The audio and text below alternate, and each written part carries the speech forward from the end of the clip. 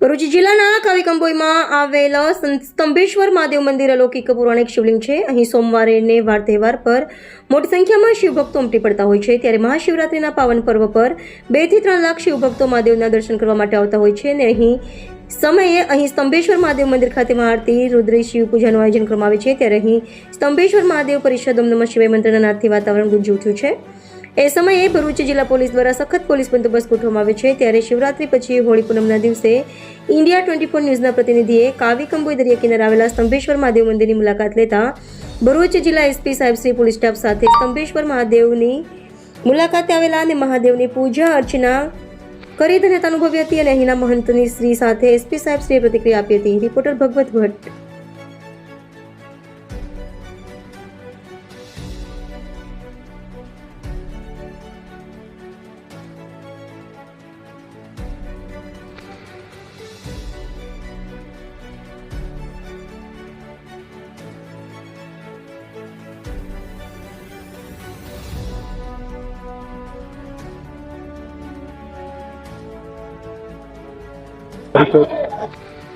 આજે અમે કાવી પોલીસ સ્ટેશનના વાર્ષિક ઇન્સ્પેક્શન નિમિત્તે આવ્યા હોય અને સાથે સાથે આજે પૂનમ પણ હોય અને સ્તંભેશ્વર મહાદેવના દર્શન ખાતે આવેલા હતા.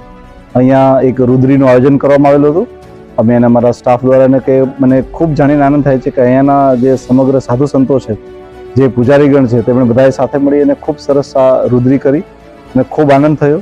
અમે પોલીસ તરીકે અમે એન્શ્યોર કર્યું છે કે જેવી રીતના શિવરાત્રિના મેળામાં 2 થી 2.5 લાખ લોકો આવ્યા હતા અને સરસ રીતે અહીંયા સુચારુ રૂપથી આયોજન થયું જ હતું. એ જ રીતે સુચારુ રૂપથી આયોજન દર પૂનમે અને કોઈ પણ બીજા મહત્વના દિવસો હશે એ પોલીસનો બંદોબસ્ત અને પોલીસનો સહયોગ આ રીતે જ હશે. એ સિવાય જ્યારે પણ મંદિર તરફથી પોલીસને કોઈ પણ વસ્તુ માટે ગમે ત્યારે કહેવામાં આવશે, પોલીસ ડિપાર્ટમેન્ટ ભરૂચ પોલીસ બિલકુલ તત્પર છે મંદિરની સેવા કરવા માટે. જય હિન્દ. નમસ્કાર ગુરુજી, આપના ચરણોમાં શીશ નમાવી નમસ્કાર કરું છું. આપનો પરિચય? મારું નામ વિદ્યાનંદજી મહારાજ છે.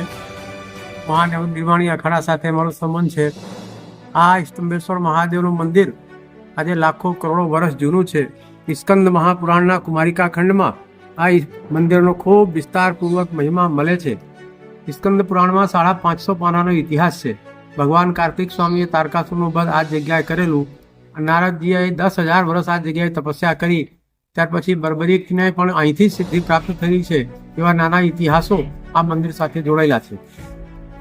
આ મંદિરમાં લગભગ વર્ષમાં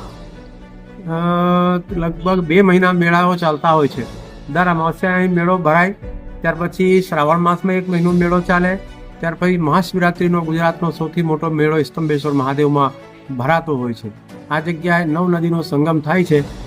મહીસાગર, સાબરમતી, વાત્રાક, મેસો, ખારી, ચંદ્રભાગા, હાથમતી અને શેઢી, આ બધી નદીઓ આ જગ્યાએ આવીને પૂરી થઈ જાય છે. આ જગ્યા પર અન્ન ક્ષેત્રની પણ સુવિધાઓ છે. અહીં અમે પાઠશાળા પણ ચલાવીએ છીએ. એના સિવાય નાના મોટી જે પણ પ્રવૃત્તિઓ મંદિરની છે, ગૌશાળા છે, એ બધી સરસ રીતે ચાલતી હોય છે. નમસ્કાર.